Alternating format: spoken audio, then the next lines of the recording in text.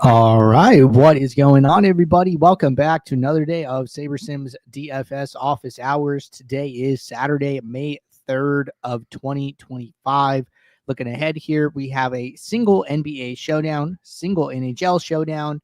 We have Xfinity for NASCAR. We have a 7-game early MLB slate. We have a 6-game main MLB slate later this evening. And then we also have a 12-fight MMA card. Might be missing a couple sports of action there, but plenty of DFS action coming at you all weekend long. And it is the Kentucky Derby today for those of you who follow along with that. So that'll always be exciting. But for those of you who are new here, welcome. My name is Andrew, one of the coaches over here at SaberSim. This is a show where we go over how to use the SaberSim app, answer any and all DFS related questions. Get your questions in one of 3 ways here. First off, send us an email, support@sabersim.com. Second, post it live in the YouTube chat. Third way, post it in the office hours channel in our Discord server. If you're not in our Discord and want to get access to that channel, there is a link in the description of this video. You also get access to our similar channels, individual sport channels, and you get access to the rest of the SaberSim team. Just can't say enough good things about the Discord. But with that said, we do this show Monday through Friday, 4 p.m. Eastern, and then we do this show on Saturdays at 12:30 p.m. Eastern. So appreciate you guys tuning in with me. With that said, we did have a number of questions come in before the show today, so we will start with those. But if anybody has any questions, now's a good time to get those in the queue. I'm going to be using this upcoming MLB slate that starts in about 90-ish minutes here for our demos for today. But we're just going to work our way down the list of questions. First question that came in: when you click on a player, are the correlations from the Sims or from historical data? If I change a player's projection, shouldn't it change everyone's projection thinking NBA? Okay, good question. So the way this works is, let's say I click on a batter, for example, right? I go and I click on Jarren Duran. All right, so I go in and I see his correlations to the other players, not only on his team, but also in the game, right? These correlations are from our play-by-play sims. So these come directly from the sim data, okay? Now, these correlations get amplified via whatever setting the correlation slider is set to, okay? Correlation slider set to 9. These correlation values between the players get amplified. This is how you get stacks without really needing stack rules in MLB or like NHL or any sport where correlation is important, NFL, right? So correlations are from the play-by-play sims. They are not from historical data. Now, when you change a player's projection, okay, it doesn't have a cascading effect on all the other players. There's kind of 2 ways you can go about this. So if I change Jarren from 9.94 to 11.94, okay, what happens is when we pull the sims and we, randomly sample the database, every time he scores 10, he now scores 12. Every time he scores 8, he now scores 10. Every time he scores 0, he now scores 2. So we effectively keep the same shape of his distribution, but we shift it over to its new mean value, depending on whatever adjustment you made, positive or negative, okay? Individual player adjustments do not affect other players. Now, if you want to have an effect on other players, a better way of doing this would be to use team stacks and adjust projected runs. So maybe I'm just like, hey, I think Boston is going to do better than projected here. Okay, I come in and I change Boston from 5.1 runs to 6.1 runs, right? And I come in here, I click apply.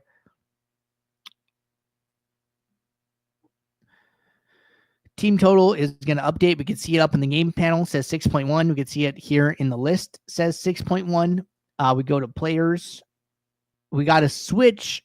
There's a new column, adjusted SaberSim projection. We got to switch the MyProj source from SaberSim to SaberSim adjusted. Now, by doing it this way, this has an effect on all the players in the lineup, right? Jarren goes from 9.94 to 11.09. Devers goes up. Bregman goes up.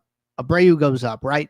This is a little bit more of that like cascade effect where what we're doing is, we have like 25,000 sims of each game on the slate. We start to ignore all of the lowest scoring sims for Boston to push their team total toward that 6.1 number that we've set. So by getting rid of all their low scoring, we're raising the mean team total there. So this has an effect on, not only Boston, but also on Minnesota as well, right? We can see that, hey, even the Minnesota batters are being affected a little bit. And it's because we're ignoring sims in the database, okay? So that's what's happening here.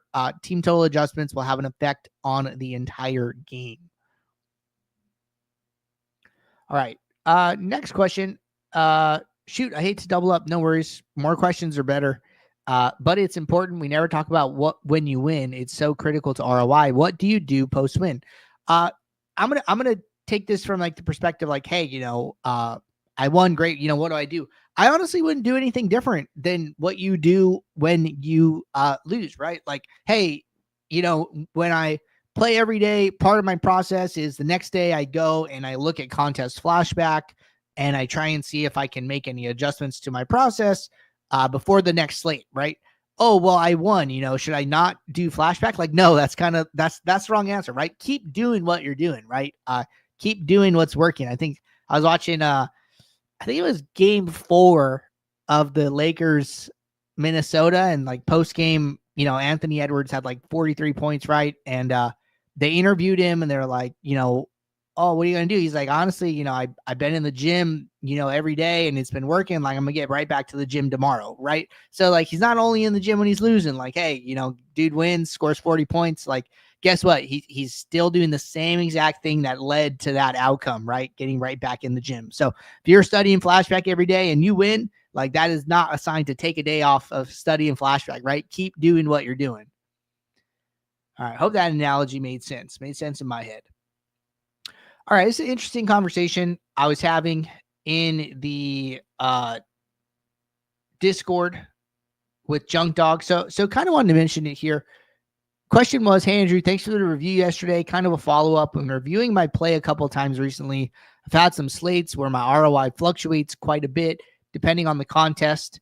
In MLB, I've even had a night where on the same slate, I was like second or third highest ROI in one while being negative in another contest. However, the edge in sim ROI does seem much smaller in baseball. So I'm guessing this might just be expected sometimes.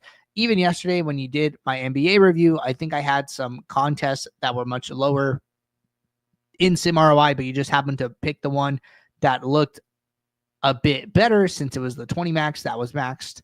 When reviewing myself, if I do have these contrasting ROIs, how would you go about evaluating it? Also, this seems to be most common for me in MLB, followed by NBA, NHL. I'm usually pretty consistent across all contests on my ROI. Okay, good question. So one thing I've noticed personally, right, is that ROIs tend to be a little bit lower in MLB compared to like NBA. And then secondly is I've noticed that smaller contests tend to have lower ROIs as well. My conclusion is that there are just less bad lineups. There's, less entries to be taken up by softer competition, and that leads to less bad lineups in the contest. So it just makes the contest overall like a little bit harder. Okay. So like, let's say, you're going through here, right? You're studying your contests. Maybe you're playing, what's like a good one here? Okay, so for instance, right, there's a couple different mini maxes. There's a 50-cent large mini max, and then there are two smaller 50-cent mini maxes. This usually happens where like the first one fills, so then they open up a smaller second one. They call it like a respawn contest, and then that one fills, and then they open up another respawn contest, right? So like, let's compare the ROIs, right? 50-cent, 150-cent mini max, or 50-cent 150 max contest. All three of them. We'll just compare two. So we're going to look at the 47K one, right? You look at like 150ers, sort by sim ROI. So highest sim ROI is like 5-ish%, right? Okay. that's not great. Something I've considered, right, is like, okay, well, what are like the highest sim ROIers of people entering less than this, right? Okay, what if like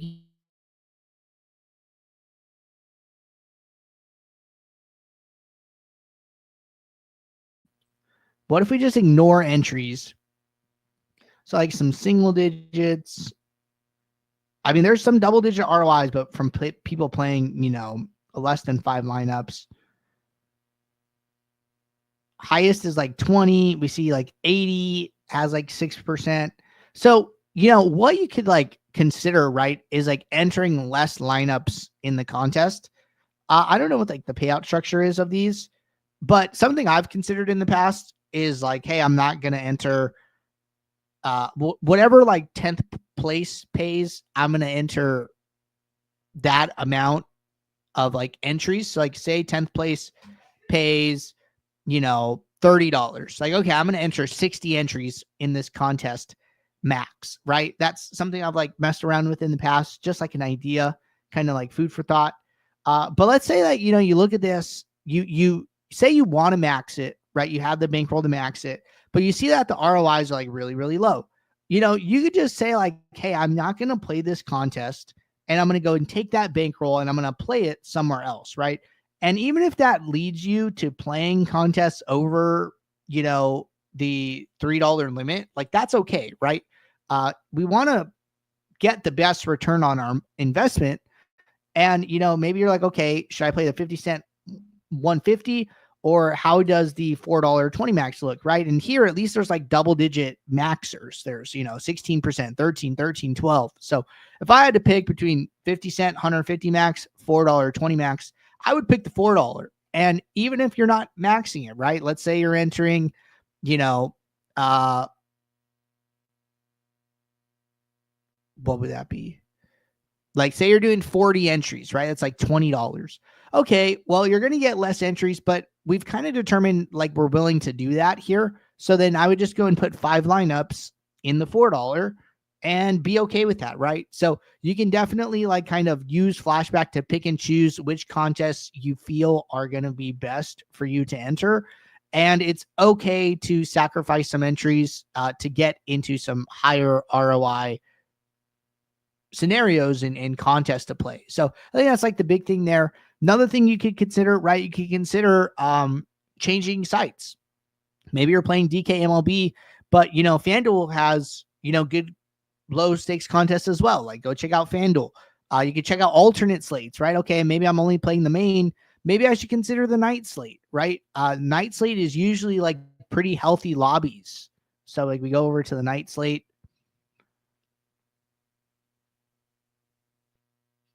And this was for yesterday. Okay, they have like a $1 150 max. They have $1.20 max, quarter jukebox, right? You can check these out, right? See if these are good options as well. Kind of just gotta, hunt a little bit and get a feel for the lobby. The good thing is that a lot of these contests will be like really similar, right? You'll kind of get a sense for what contests you kind of want to play and which ones you kind of want to stay away from. So I think there's some opportunity to find good contests. You just got to kind of look a little bit. And unfortunately, you're not going to be able to like do the same research with FanDuel. But I do think like low stakes contests on FanDuel are a good opportunity as well. All right. Good stuff there. Chris said 100K to first on DraftKings. Good luck, everyone. Good luck to you too. Okay. Couple questions here. Chris said, do you like Jamal Murray as captain on Showdown today?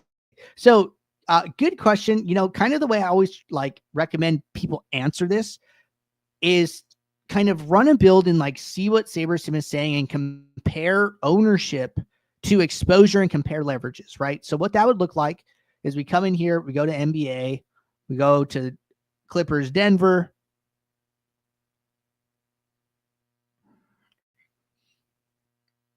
All right. And we're just going to kind of run a build with like the baselines, right? So, okay, I come in, I make 2 small adjustments, 2 projections. I'm making a 0.01 adjustment here, right? So, letting the sim really do its thing. Minimal input adjustments going to have little to no effect on the outputs here, right? You get to whatever sorting metric you're going to use, right? If you're going to use single game saber score, okay, stick with single game saber score. If you're going to use contest sims, stick with contest sims. I remember, if I'm correct from yesterday, that you were on starter. So we're going to use single game saber score. Okay, cool. We come in here, we sort by exposure, and then we just kind of see like, hey, where is Jamal Murray? We don't actually see him in our top 20 lineups. We can go and find him though, right? Just sort by projection. So as a captain, he's about 6% owned. We don't have him in any of our top 20, but we do have him across all of our lineups, right? I didn't build 500. I just built the default on Ultimate that was set to 2000, but that's fine, right? So what's kind of interesting here, right, is that his pool percentage, this is kind of his like optimal rate because we're taking single game sims. And across all of our lineups, he came up about 7.2% of the time. He's about 6.3% owned. So the builder does like him a little bit more than the field does, but it doesn't think he's like the quote unquote best option, right? So if I had to like, interpret this, right? This is kind of how I'm asking that question is like, hey, does SaberSim like Jamal Murray at captain? Well, it thinks he's a fine play, but it likes other people more, right? That is how I would interpret this information. Now, that doesn't mean that you need to not play him, right? You're like, hey, you know what? I like Jamal Murray. Okay, well, guess what? There are 144 Jamal Murray captain lineups in our pool. Just tell SaberSim you want some of him. Say I want Jamal Murray in 10% of my lineups. Okay, I set the minimum exposure. On the lineup side, I click apply. The builder is going to go and find the best Jamal Murray captain lineups and then put those in your 20, right? So the whole reason, say you need 20, we're building you more than you need is so you can have some optionality after the lineups are built and put in some of your own opinions, right? So we go in and I just want to look at these, right? I click the plus magnifying glass on Murray. I'm like, okay, these are what the Murray lineups look like, right? Murray captain, Jokic, Westbrook, DeAndre Jordan, and then Harden and Batum on the other side, or Jokic, Gordon, Zubac, Bogdanovich, and Jones on the other side, right? These are the two lineups that it went and found from the Sims. Sim Optimals is 3, right? These lineups came up 3 times as good options. In the Sims, I wouldn't be opposed to playing these lineups at all, right? So don't be afraid to put in some of your own opinions, use the minimax exposures to get the lineups to look like you want. Because guess what? What if Murray ends up being like the optimal captain? You're like, I knew I should have played Murray. Why didn't I do it? You're going to kind of be kicking yourself, right? So put in your inputs, you're telling SaberSim, hey, I want this. It's going to give you the best version of that it has available. And you're going to find like a happy medium there, and, probably going to be a lot more satisfied with your lineups going into your contest. So that's what I'd be doing there. All right. Demetrius said, can you do MMA, MLB builds on DK? Sure. Why not? So let's go over to MMA, and looks like we have a 12 fight card, if I remember correctly, kicking off in a couple of hours here. So we go over to MMA. If you want to know how many fights are on the card, just go to the slate selector and you go to MMA. It'll tell you the games is like how many fights there are. First thing I like to do is just make sure no fights are canceled, right? So just like scroll down to the bottom of the projections. If fights are canceled, there'll be a couple fighters with 0 projection, or they will show like an out status in the status column, but looks like that is not an issue here at the moment, which is great. So let's say I'm going to build 500 lineups. I like to lower minimum salary a little bit, give the builder a little bit more flexibility. I don't like to do anything really beyond that. There's a default rule set up here for don't use opposing fighters. Okay, again, I'm going to make minimal adjustments to projections. Click build, and we're going to kick this off. So, really just kind of trusting the sim outputs here, not trying to get too fancy or anything like that. Move some columns around.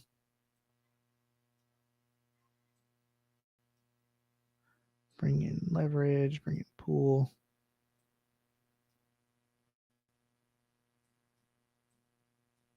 Let's open up lineups. All right, so I'm gonna do this as like Saber Score demo. So we go over to Saber Score. There's two Saber Score options. Okay, MMA default, MMA Sim Diversity 10. Now, if you click the gear icon, this is on Sim Diversity 10 by default. I would use the Sim Diversity 10 option if you don't change the sliders. If you do change the sliders to be less than 10, for whatever reason, your choice, then I would switch to the MMA default, okay? But the MMA Sim Diversity 10 is going to be the best option here because, again, similar to Showdown for NBA, it has this Sim Optimals variable, okay? Which only appears on Sim Diversity 10 builds. All right, so we come in here, right? And normally MMA, in case you're not familiar, is a high duplication sport. So you want to kind of do some things to account for this duplication. So here, right, a couple of things I've used in the past, but this is a starter demo. So we're going to start with some ownership. So, okay, show lineups with ownership less than X. I don't know what a good number is. Maybe like 190 seems okay. No effect. Okay, let's try one. I don't know, 175. We do have we had 500 lineups. Doing this filter at 175 got rid of 70 lineups. So that's perfect, right? That's right within 50 to 100, which is in that 10 to 20% range. So I like this. So I'm going to leave that there. Now, what we could do is we can just start analyzing this. What I would do is after the slate, I would go to flashback, see how duplicated my lineups are, and then I would determine if I need to be more aggressive with ownership, with duplication, filtering options, right? That could be, I'm going to play lower salary lineups, right? My average salary here is $49,900. That's like really high. Maybe I need to take salary into consideration and I need to cap max salary at, $49,800 or something like that to get more unique. Maybe I need to take into account lineup construction. Maybe I need to use a geomean rule or a geomean filter if I'm on ultimate, right? So the progression here is always start less aggressive and then go more aggressive, go more aggressive, go more aggressive as needed until you're getting your desired result. Okay. But I'm going to start more hands off here. And then from there, right, I'm going to come in and then I'm going to do like kind of normal stuff. Like, hey, how do I feel about my exposures and my leverages? Okay. There are some leverages in like the 20% range. A lot of the leverages are more single to double digit. If I'm happy with this, I could just save, right? Let's say I'm not happy with it. Okay, well, I could try using uniques, right? Watching how my average projection changes.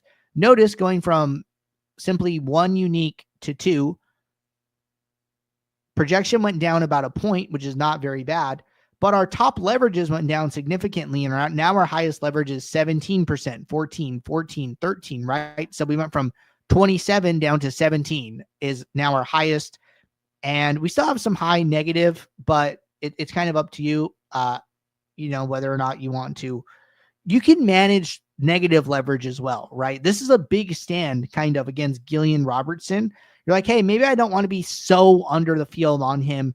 I'd rather, set a minimum of this negative leverage player to like 10% and be closer to half the field, right? Still be under on him, but not so drastically under, right? And then now I have 10%, the leverage is negative 13%, right? So that's another way to do it. Notice it did end up boosting some of these other fighters. So there's pros and cons to it. You got to kind of figure it out, but that's just like a thought path that you can go down. And so it's just going to be kind of up to you to figure out what's the right answer for you. You could try boosting uniques more. You can make minimax exposure tweaks. But this is what I would be doing, for MMA. And then I'd be iterating on this process using flashback for upcoming fights and trying to, slowly build a process that I'm like really comfortable with and that I think is really good, right? So always got to, write down your process, be objective in your analysis. And, you don't want to be throwing something at the wall something new at the wall every week, hoping it sticks. You want to, know the steps that you're taking so you can analyze them. That's why we always recommend writing them down on piece of paper, on a Word doc or something where you can reference it, saying, okay, I know I'm going through my checklist, hitting all these points. All right. Good question there. Similar question for MLB. So we said we're going to use this early slate since this one's coming up soon. This is the one where we boosted Boston. So let's say we keep it with that, right? Okay, we make an adjustment to Boston, right? We're happy with that. We're going to build, 500 lineups. Or we'll do an ultimate one this time because we did the starter for the MMA. All right. Only thing I like to do here, right? Turn on a rule, which is going to be this baseline rule. Don't use batters against opposing pitchers. That's good. Looks like the team total adjustments count toward the adjustments that we need to make here. So that's good. It is a 1, 2, 3, 4, 5, 6, 7 game slate. I'm going to boost min salary slightly here. I'm going to go up to like 48.5. We've seen higher min salaries in high sim ROIers on these like quote unquote like larger slates, and we classify large slate as like 6 or more games. It is 7, so it's a little bit on the low side, so I'm only going to go 48.5. If this was like a 9, 10, 12 game slate like yesterday, I'd probably go up higher to like 49K, but a 500 boost here seems fine. So we're going to build some lineups, and then we do have a default contest sim on, so I'm just going to use that.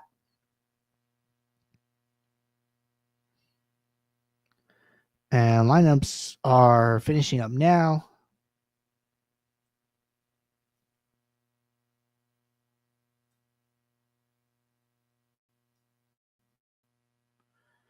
And again, I'm going to move some columns around.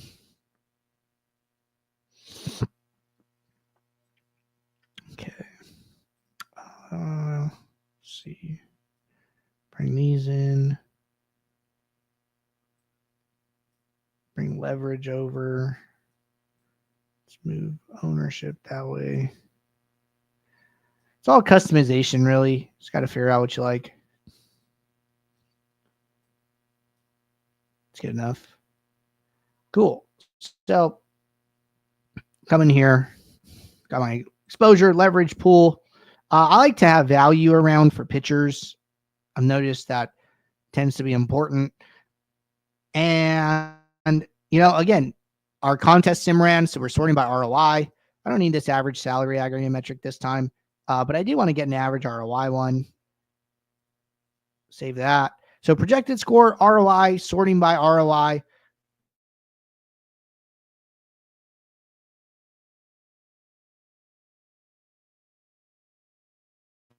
With there being 10 players, I like to just try and get to at least half of my players in my lineup being unique right off the bat. We were at 203 ROI. Now we're down to 188. It's like 15% is not a big thing to like really sacrifice there. So that seems kind of fine to me. We do have a lot of leverage on some of these batters.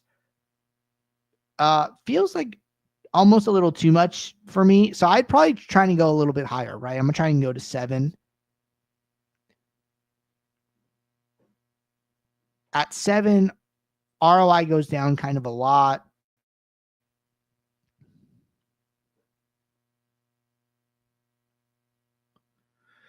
Interesting. So let's go back to 1. I want to see this. So at 1, we're at 91.7 projection. At 5,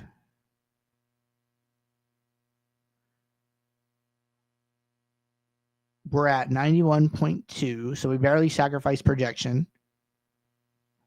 At 7, projection actually goes up. So that means we're probably getting off of like some high leverage teams with like lower team totals onto like some more chalkier plays. I'm okay with that. And we sacrificed a little ROI, but I think it's probably worth it. So 7 uniques feels actually like a much better number. This does keep our highest exposed batter to 30%. And there's only one of those. And then it's a big group of 25 and then a big group of 20.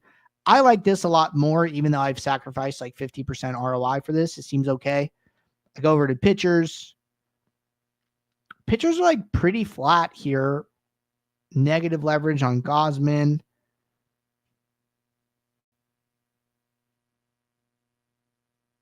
We're even with the field on Hicks. Seems good. So pitchers, we're not taking a big stand here. Batters, we still have some double-digit leverage on like some of these guys. Kind of stacks, mostly 5 stacks, 5-2, 5-3, 5. Team stacks. We're getting to Boston is our highest exposed, but Boston is also the team where we made that run total adjustment. Okay, stand on Cleveland, and then this coincides with the negative leverage on Gosman. So like, hey, we're under on Gosman as a pitcher, and then we're over on Cleveland. So we're kind of just like hammering this spot. We really like Cleveland here. You know, maybe it's like a little too much exposure for you. You're like, hey, you know what? Cleveland under 4 runs. That's like, I don't really want them to be like my second highest exposed. Okay, like feel free to chop that in half, right? Okay, we go Cleveland and we go, you know, maybe 3 times their pool exposure, right? Okay, they're at 5.8. We bump them. We set their max to 15%, right? This is just risk management, right? And then, okay, the A's are at 15% pool. We have them now in 30%. Maybe I'm okay with that. Maybe I like that a little bit more. Their run total is 4.5. So this just feels a little bit better. We go back and we check our pitchers again. And now we're less leveraged on Gosman. It's like, okay, well, if you're not going to play not the Guardians, sorry. If you're not going to play the Guardians, then we don't want to be as under the field on Gosman, right? Like it's all making sense, kind of the way that everything's working here. We go back to batters, no batter over 25%. Seems good. I'm really happy with this, right? We've got diversification. We've done some risk management in team stacks. We have checked out our pitchers. Everything's kind of making sense there. This feels really good. I would be happy to save these and submit them.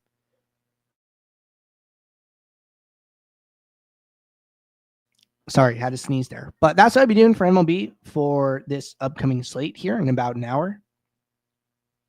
Richard says, is there a way to test a hand-built lineup in Saber to see what projected fantasy score would be? Yeah, absolutely. You could do that. So what you want to do, right? And I'll just like hand build a lineup real quick.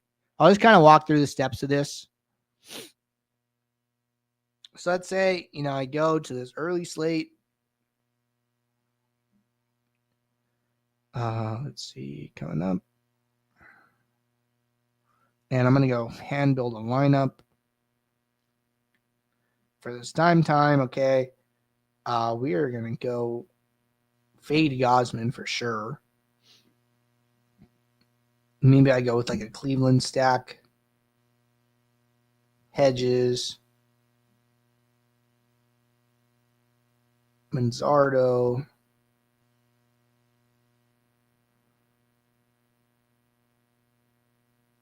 Schneeman, maybe. J-Ram. Oh, J-Ram's out today. And then day off. All right, we'll skip him.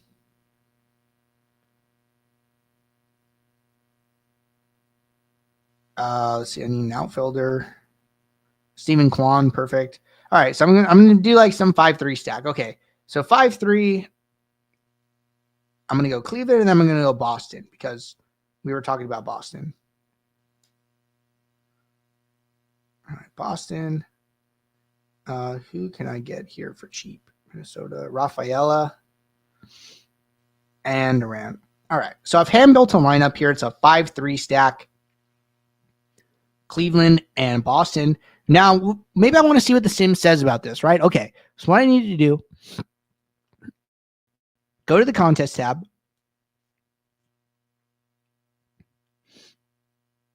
I go to upload entries. I download the file. Okay, I'm just going to click this button. Oh, man. Hold on. One sec. Logged me out for some reason. You got to make sure you're logged in to the same. You got to log into DK on the same browser you're using SaberSim.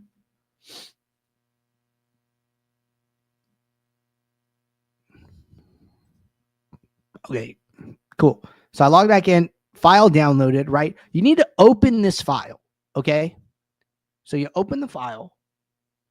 It's going to look like this. You got to get rid of these columns before the lineup starts. You basically need the lineup to start in column A. So easiest thing is to delete these. Cool. Lineup starts in A. So I save it. Okay, I need to go to a build now, a new build with no lineups. See how it says no lineups in that pop-up? I right-click on this. I go to upload pool.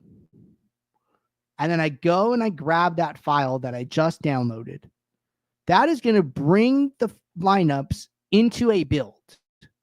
And then now that the lineups are in a build, I can sim them. And I can also see the summary stats, right? The projected score, the stack. I knew it was a 5-3, right? All this makes sense. So that is how you take hand-built lineups and get them into SaberSim so you can, do whatever you want with them. All right. Good stuff there. Looks like we're all caught up with questions, knocked out multiple slate demos here. We talked about MMA, MLB. We went over like some Showdown stuff. Richard said that's so freaking cool. Yeah. Happy to display that functionality. Not something we get to talk about all the time here, but appreciate you guys tuning in. Good luck in all of your contests this weekend. I'll be back Monday, 4 p.m. Eastern for our next show. So until then, everybody, take care. Good luck.